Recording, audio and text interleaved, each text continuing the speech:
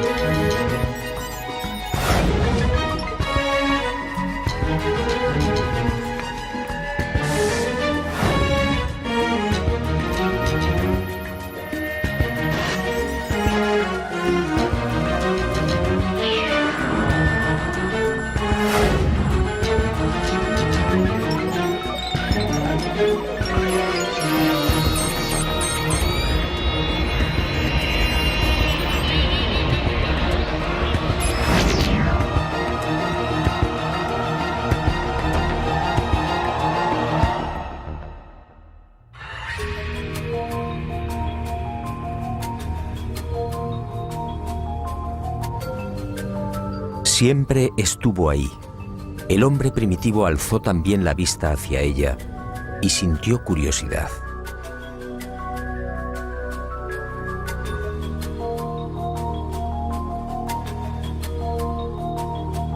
Después llegó el miedo y la luna fue adorada.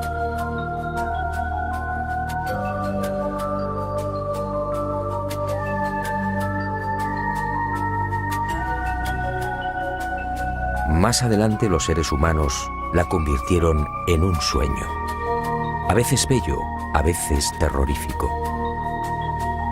Y el satélite natural de la Tierra se convirtió en emblema de lo utópico, de lo inalcanzable.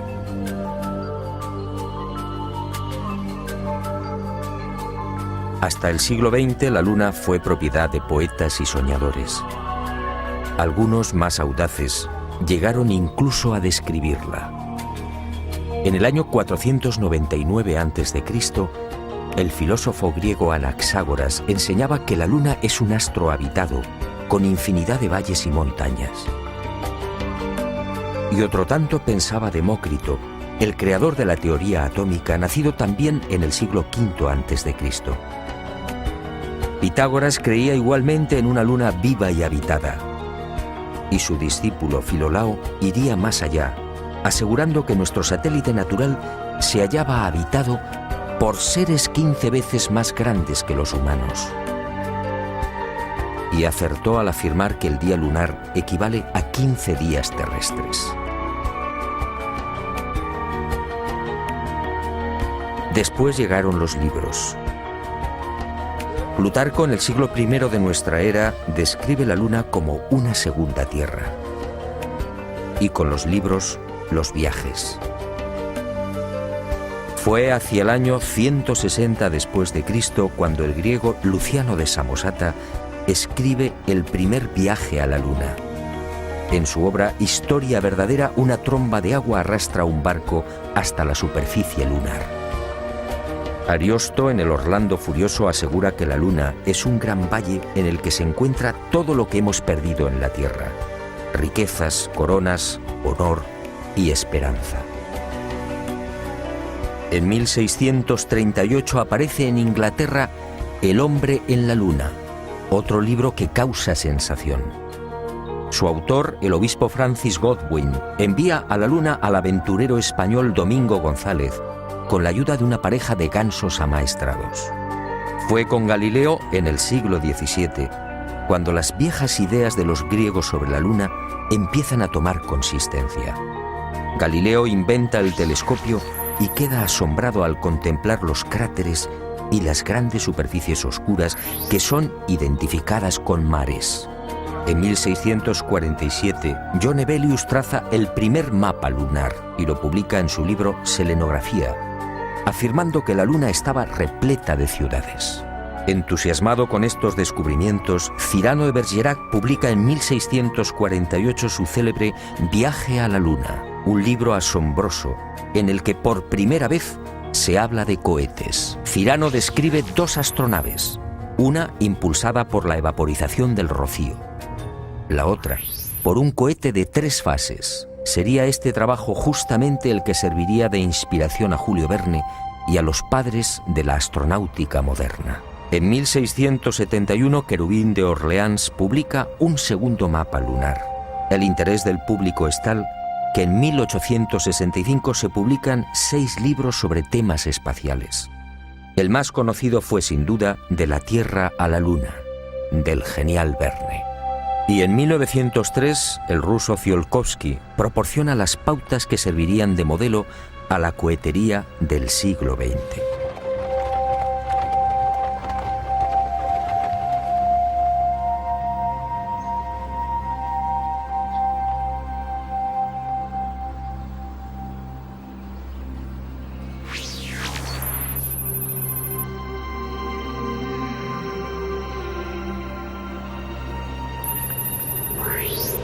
Antes de entrar de lleno en las claves de esta historia, permítame un apunte que guarda estrecha relación con lo que quiero contarle.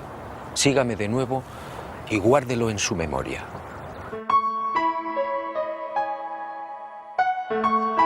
Además de esas viejas y románticas ideas sobre la Luna y de la literatura más o menos fantástica sobre los viajes a nuestro enigmático satélite natural, la historia de la humanidad aparece igualmente repleta de otros no menos misteriosos fenómenos registrados en la superficie lunar.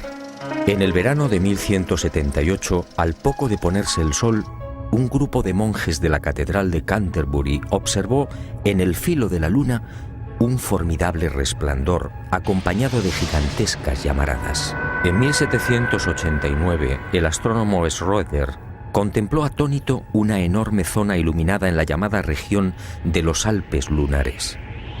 A lo largo de ese año, otros observadores dieron fe de la presencia en la superficie de la Luna de increíbles y desconcertantes luces que se movían entre mares y cráteres.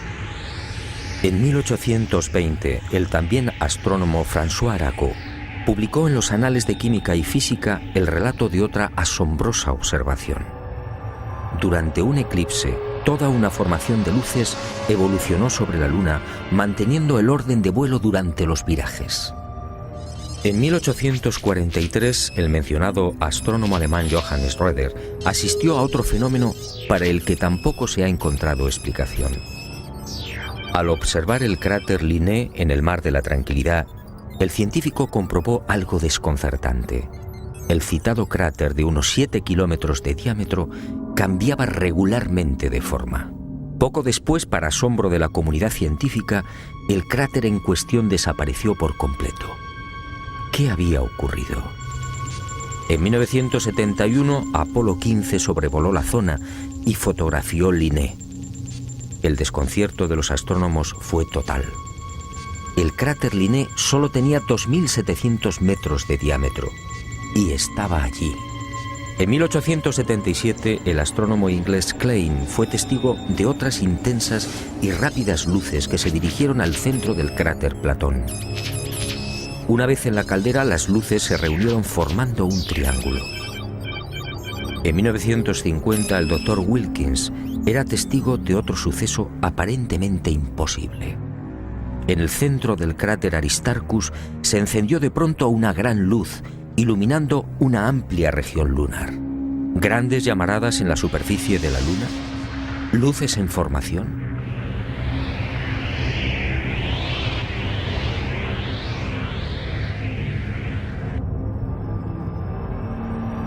¿Qué estaba pasando en la Luna?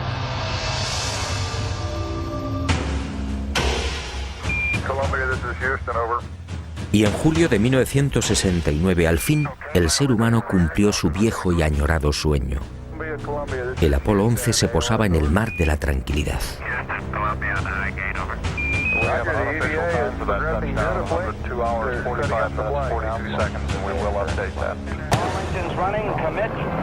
Y el mundo vibró con aquellos primeros y tímidos pasos de Neil Armstrong.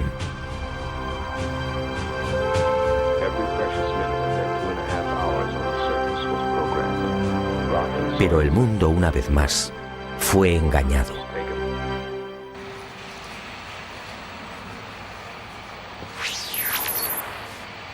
Muchos de los que vivimos aquel histórico y emocionante momento nos hicimos la misma pregunta. ¿Por qué ese obsesivo interés por conquistar la Luna? Fue el alto militar norteamericano al que me he referido y al que desde ahora llamaré Mirlo Rojo, quien años más tarde respondería con una información que me dejó perplejo.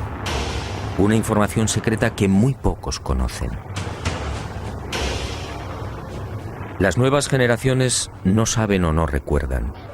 A la Luna se fue a investigar, sí, y se ha dicho también que fue una cuestión de prestigio. Una especie de apuesta entre soviéticos y norteamericanos.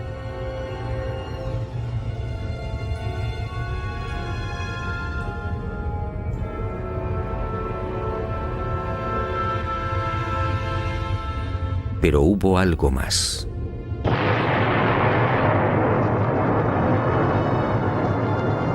En los años 50, tras la amarga experiencia de la Segunda Guerra Mundial, soviéticos y aliados se embarcaron en una loca carrera de armamento. Aquel periodo fue conocido como Guerra Fría. Una peligrosa etapa en la que llegaron a fabricarse 15.000 bombas nucleares y 9.000 misiles intercontinentales. Y de pronto soviéticos y occidentales experimentaron un brusco giro. De la noche a la mañana, sin aparente justificación, la URSS sorprendió al mundo, situando en órbita el primer satélite artificial, el Sputnik. Era el 4 de octubre de 1957.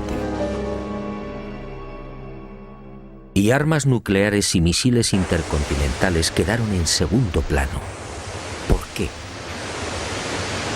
Y la opinión pública, atónita, asistió a otra sucesión de acontecimientos no menos desconcertante. Estados Unidos se enganchó también a la incipiente carrera espacial, manteniendo en la sombra su obsesión armamentística. Pero los soviéticos mantuvieron la delantera. Mientras los norteamericanos fallaban una y otra vez en los lanzamientos, el 12 de septiembre de 1959, el Lunik 2 ruso conseguía el primer impacto en la Luna. Poco después, el Lunik 3 enviaba las primeras imágenes de la cara oculta. Y el mundo siguió preguntándose, ¿qué ocurría? ¿Por qué este obsesivo interés por conquistar el espacio y sobre todo la Luna? Pero soviéticos y norteamericanos siguieron guardando silencio sobre sus auténticos intereses. Los humillados norteamericanos recibirían el golpe de gracia el 12 de abril de 1961. Ese día el cosmonauta Yuri Gagarin se convirtió en el primer ser humano que orbitaba la Tierra. Y el mundo, en especial la nación norteamericana, fue sorprendido de nuevo. 44 días después de la hazaña de Gagarin, el presidente Kennedy compareció ante el Congreso, comprometiéndose a lavar el honor del país. En aquella oportunidad, un Kennedy firme y sereno asombró al mundo.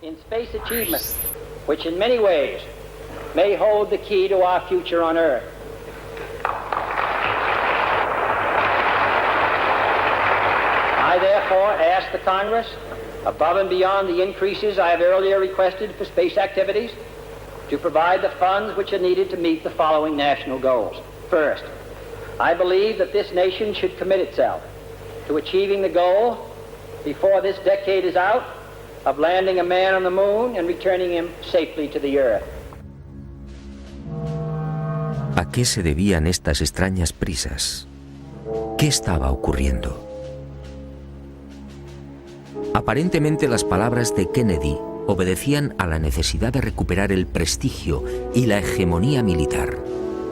Y era cierto en parte. La verdad era otra. La verdad llegaría años más tarde y de la mano de Mirlo Rojo. Él confió en mí y me hizo partícipe de su gran secreto. Un secreto tan espectacular como diabólico.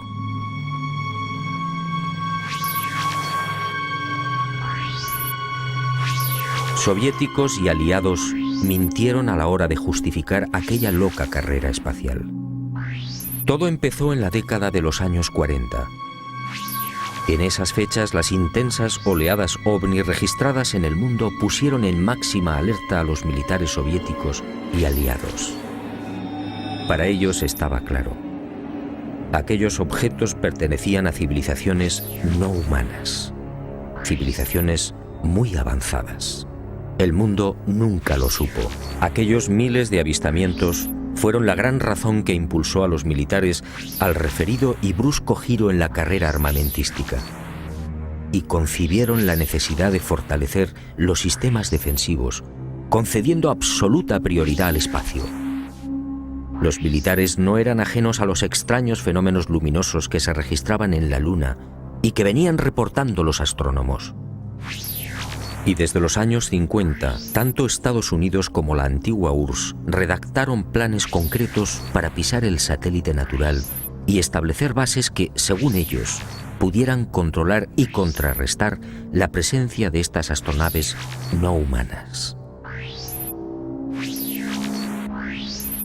Horizon fue uno de estos proyectos diseñado en secreto por el Pentágono. Ni siquiera Kennedy tuvo conocimiento del gran plan. Sencillamente fue engañado. Y consideró de buena fe que los Estados Unidos deberían ser los primeros en ese supuesto desafío técnico y científico. Según Mirlo Rojo, la campaña de intoxicación desplegada por las diferentes agencias gubernamentales norteamericanas y los servicios de inteligencia hizo el resto. Kennedy y la opinión pública mordieron el anzuelo. En la noche del 24 al 25 de julio de 1955 se produjo un nuevo incidente ovni que aceleraría los planes de los militares.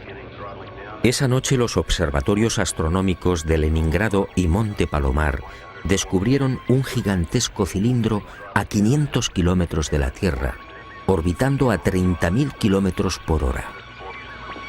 El objeto tenía más de 10 kilómetros de longitud. Días después, soviéticos, norteamericanos, franceses e ingleses se reunían en secreto en Ginebra, confirmando sus temores.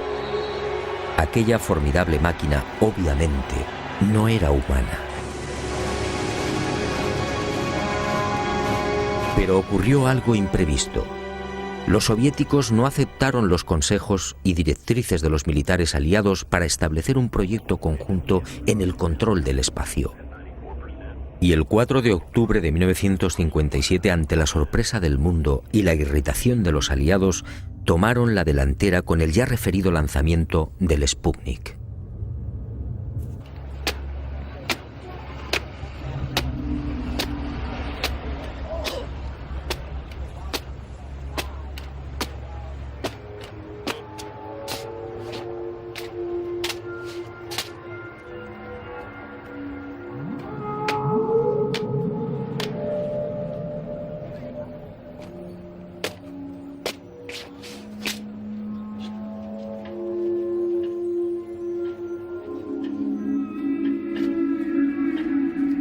Y durante una década, entre 1957 y 1968, los militares norteamericanos y soviéticos fueron confirmando lo que ya sabían o imaginaban, y mucho más.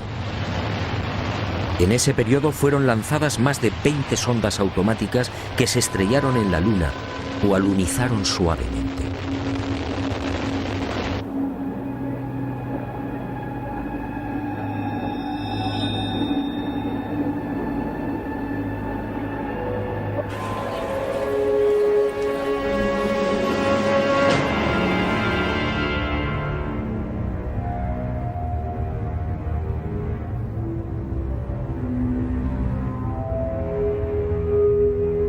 En total, sin contar las imágenes obtenidas por la URSS, la NASA recibió 230.000 fotografías del satélite natural.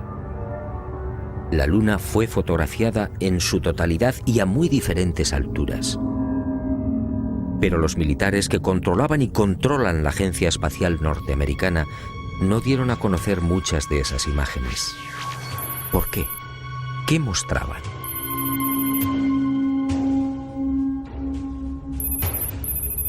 Cuando Mirlo Rojo me entregó algunas de estas fotografías, quedé desconcertado.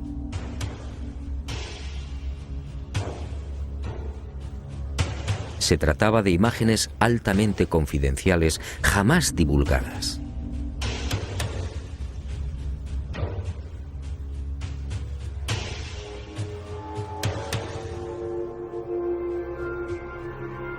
En una de ellas, tomada por la sonda Orbiter 2 en noviembre de 1966, se aprecian dos muros o carreteras paralelos de 27 kilómetros de longitud.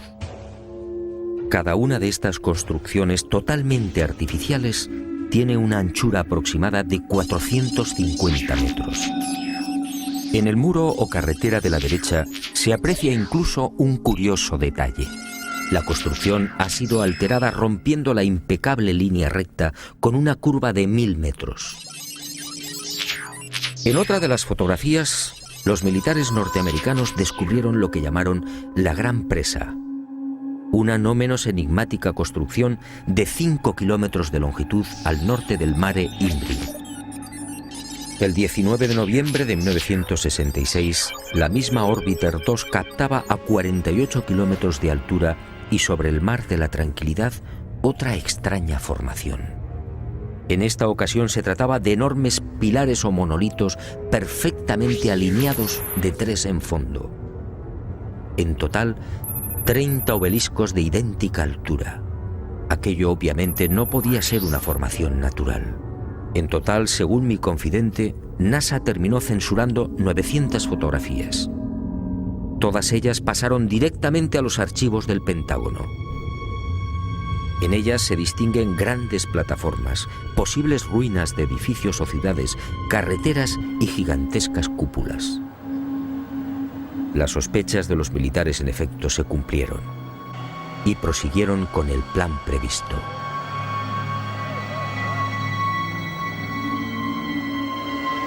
Civilinamente, los servicios de inteligencia militar norteamericanos se cubrieron las espaldas en previsión de una hipotética fuga de información.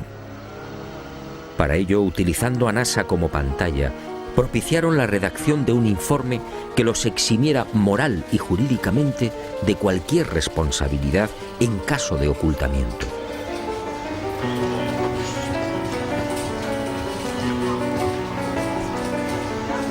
Este documento, conocido como Informe Brookings, redactado por prestigiosos científicos, sociólogos, políticos y economistas, fue presentado a la Cámara de Representantes e impreso en abril de 1961. Curiosamente, un mes antes del célebre discurso de Kennedy en el Congreso. Es decir, cuando NASA, la gran tapadera de los militares, estaba a punto de recibir luz verde y los necesarios dineros para el proyecto Apolo. En este informe, además de reconocer que la vida extraterrestre es una posibilidad real, se aconseja a NASA que no difunda los posibles hallazgos que pueda encontrar en la carrera espacial. En la página 215, en la sección titulada Implicaciones de un descubrimiento de vida extraterrestre, el documento señala que la exploración del espacio podría desembocar en el hallazgo de artefactos no humanos. En ese supuesto, continúa el informe Brookings, nuestra civilización se vería amenazada por un irremediable proceso de desintegración, tal y como ha sucedido en la Tierra, en otras épocas y con otros pueblos. Este documento, efectivamente, no deja en buen lugar a la supuesta democracia norteamericana. Hablemos claro. En el informe Brookings, sencillamente, se anima a NASA a ocultar información. Y eso fue lo que hicieron.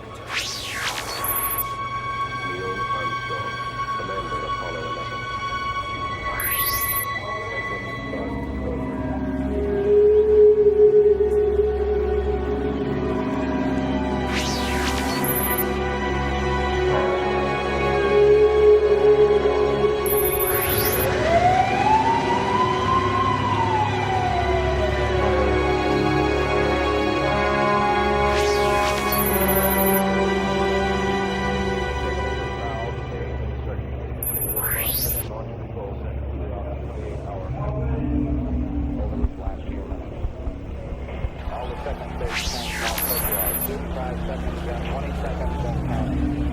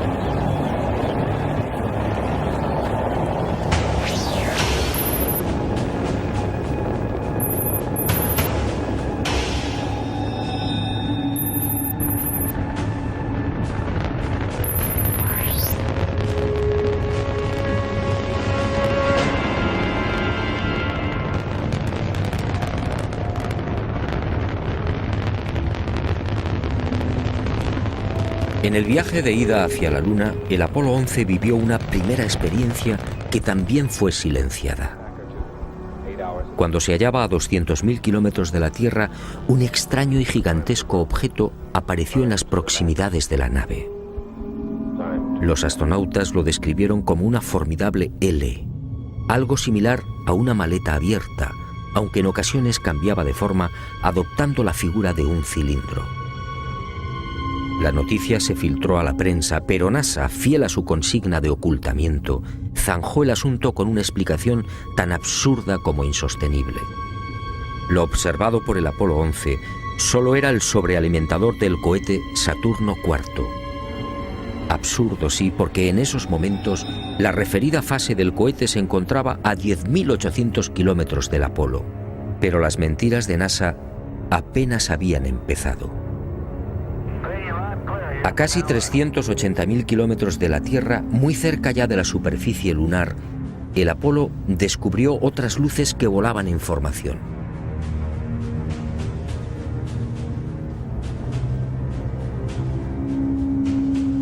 Según Mirlo Rojo, aquellas luces parecían esperar al Apolo 11.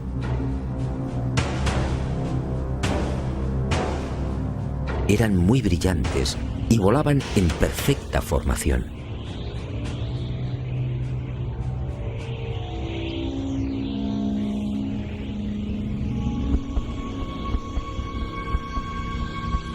Poco después se alejaron a gran velocidad, desapareciendo hacia la superficie de la Luna. Los astronautas tenían razón. Aquello parecía un recibimiento. Pero lo más espectacular estaba por llegar.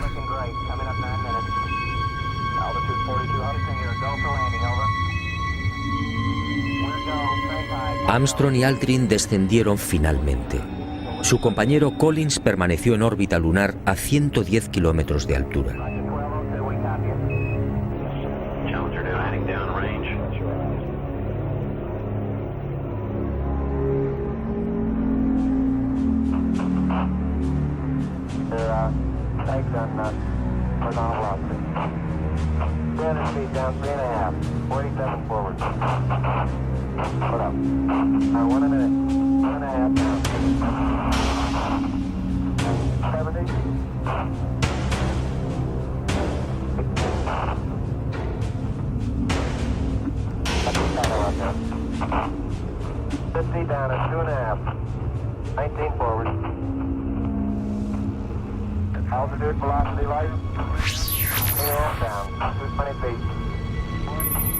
15 forward.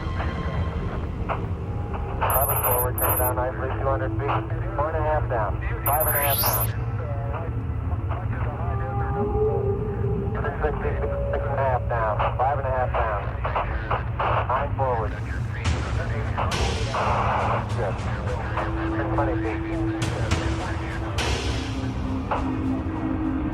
100 feet, 3.5 down, 9 forward. 5%. How many bites? 75 feet. Turn looking good, down a half. 6 forward. Challenger now heading downrange.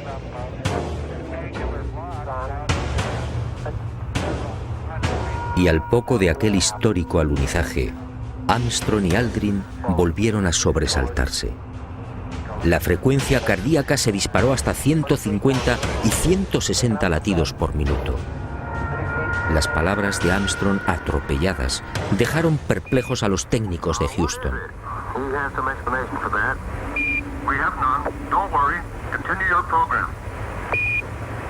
Oh boy, it's really something that was fantastic here. You couldn't ever imagine this. Roger, we know about that. Could you go the other way? Go back the other way. Well, this guy Ridge had pretty spectacular. God, what is that there? That's Apollo. What the hell is that? Go Tango. Tango. There's kind of light there now. Al otro lado del cráter, existente a poco más de 60 metros del Águila, habían aparecido unas naves y unos seres, objetos en forma de disco y perfectamente alineados sobre el terreno. Y junto a ellos varios seres muy altos, con trajes blancos y ajustados. Cuando los astronautas, obedeciendo las insistentes órdenes de Houston, trataron de filmar, objetos y seres desaparecieron.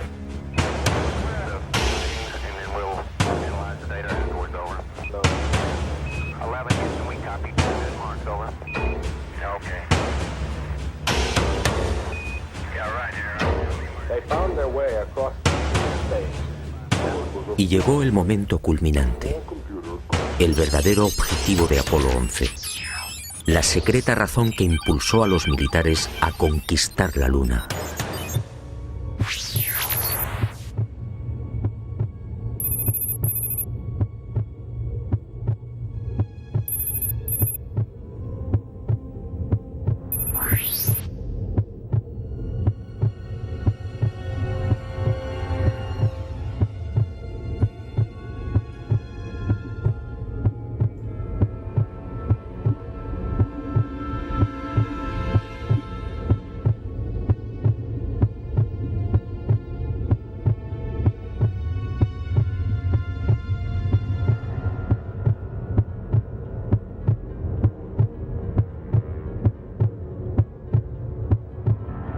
Esta fue la verdad, la única y secreta verdad. Aquel 21 de julio de 1969, Armstrong y Aldrin se alejaron escasos metros del módulo, filmando esta increíble construcción. Esta película de 14 minutos jamás fue difundida por NASA.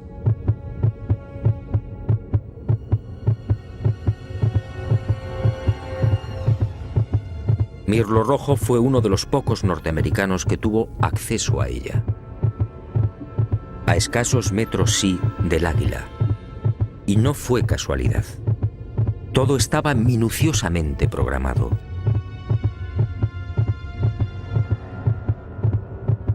Estas misteriosas ruinas, como otras igualmente filmadas por los restantes Apolos, habían sido fotografiadas con anterioridad por las diferentes sondas automáticas. Una de ellas, la Surveyor 5, lanzada el 8 de septiembre de 1967, fue decisiva. Alunizó en el Mar de la Tranquilidad, muy cerca de esta construcción, enviando 19.000 fotografías.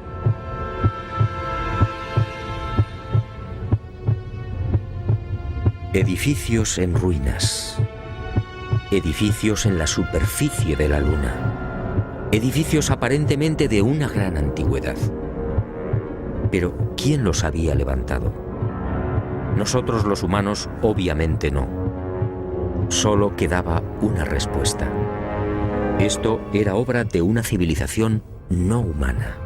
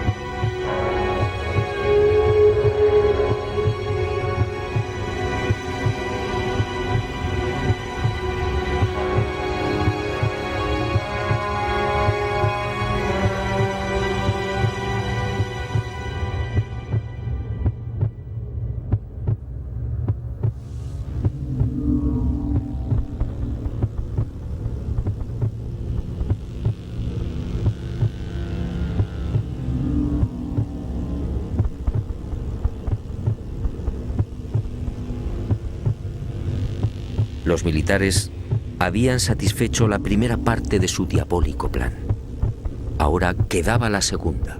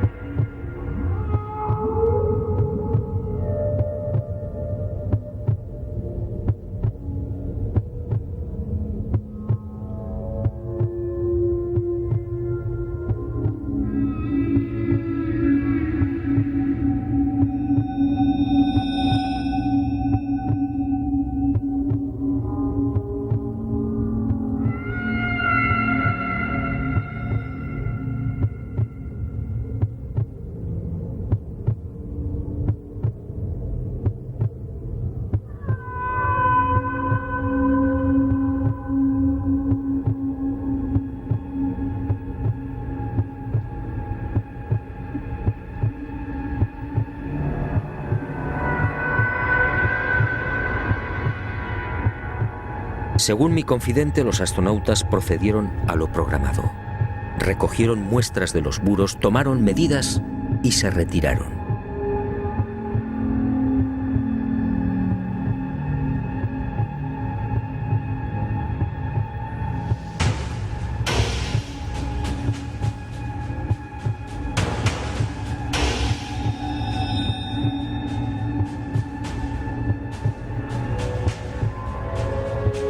La insólita construcción, muy parecida a un hangar, medía 60 metros de longitud con una altura máxima en los muros de 9 metros.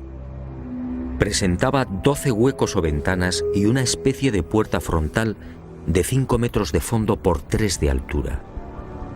Según los análisis practicados en la Tierra, el material con el que había sido construido era similar al de la superficie lunar. Un 60% de los átomos era oxígeno, con un 0.01% del peso constituido por hidrógeno.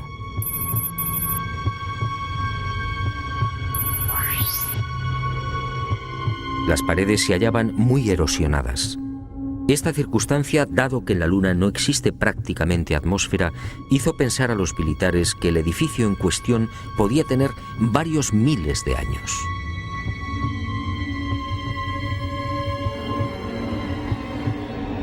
La secreta excursión de Armstrong y Aldrin a este hangar y naturalmente los 14 minutos de película jamás fueron difundidos por NASA. Oficialmente no existen. Pero poco faltó para que la increíble aventura se filtrara a la opinión pública. Todo se debió a un error de NASA que permitió la publicación en aquel 21 de julio de una escueta e incomprensible noticia.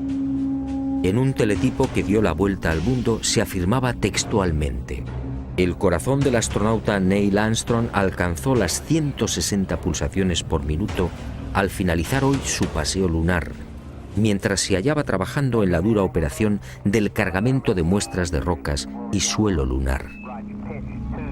El hecho pasó prácticamente desapercibido, pero algunos con toda razón se preguntaron: ¿cómo era posible que Armstrong sufriera semejante aceleración cardíaca en el más que inofensivo y cómodo transporte de rocas lunares. En el delicado descenso del Águila, la frecuencia cardíaca de Armstrong llegó a 156 pulsaciones por minuto. Ahí sí estaba justificada la fuerte alteración del astronauta. En la carga de rocas, en cambio, no tenía sentido. Armstrong, de 39 años de edad, había llevado a cabo 78 misiones de combate en Corea. Había volado más de 200 modelos de aviones y tenía fama por su extraordinaria frialdad y nervios de acero. ¿Por qué iba a experimentar hasta 160 pulsaciones en la recogida de muestras lunares? La absurda noticia divulgada por Charles Berry, médico de los astronautas, no tuvo en cuenta además otro pequeño gran detalle que invalidó la forzada explicación oficial. Durante las 3 horas que duró el paseo lunar, Armstrong y Aldrin recogieron un total de 25 kilos de rocas. Dado que en la superficie de la Luna existe una gravedad 6 veces menor que la de la Tierra, el peso real de las rocas fue de 4 kilos. 4 kilos repartidos entre 2 astronautas y en diferentes momentos de la excursión lunar. La versión de NASA efectivamente no era creíble.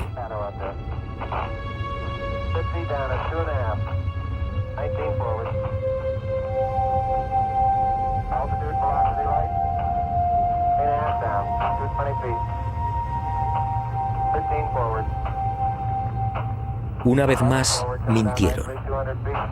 No fue el insignificante peso de las rocas lo que precipitó el corazón de Armstrong. Fue la visión de aquel edificio.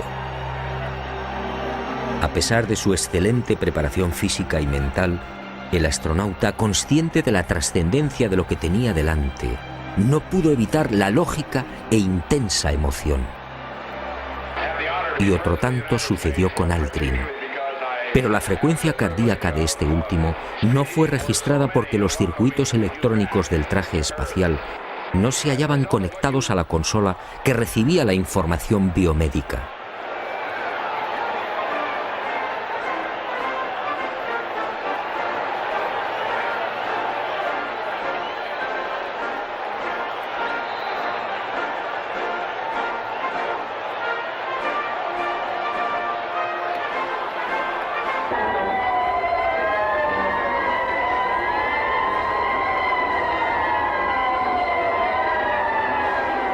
Los hombres del planeta Tierra posaron aquí su pie por primera vez.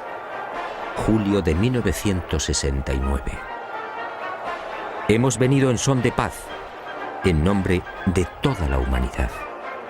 Así reza el texto de la placa dejada por Apolo 11 en una de las patas del Águila, el módulo lunar que supuestamente todavía sigue en la Luna.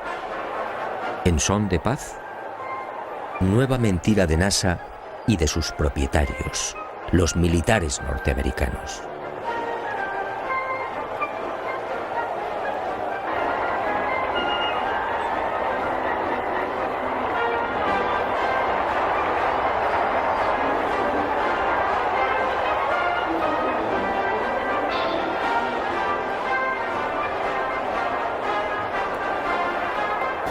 Mirlo Rojo fue contundente. Hasta diciembre de 1972, fecha en la que se interrumpe el proyecto Apolo, otras 5 naves volaron a la Luna.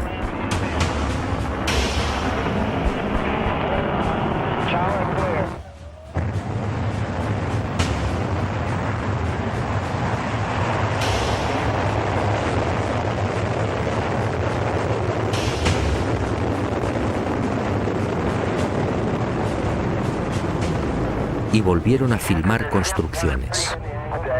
Después, esas edificaciones fueron bombardeadas y destruidas. Y existe la fundada sospecha de que Estados Unidos utilizó armas tácticas nucleares contaminando la Luna.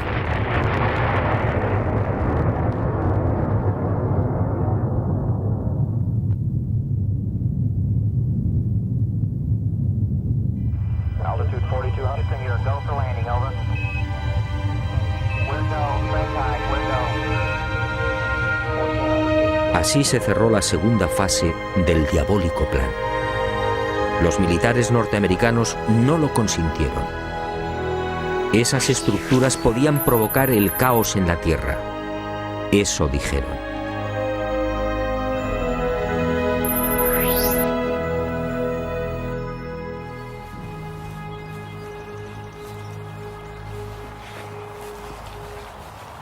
Sí, amigo, en los restantes Apolo sucedieron muchas cosas, cosas extrañas y secretas. Pero esa es otra historia que quizá algún día me decida a contar, suponiendo, claro está, que siga vivo. Por cierto, desde aquel diciembre del 72 han transcurrido más de 30 años. ¿Estamos pensando lo mismo? ¿Por qué nunca se volvió a la Luna?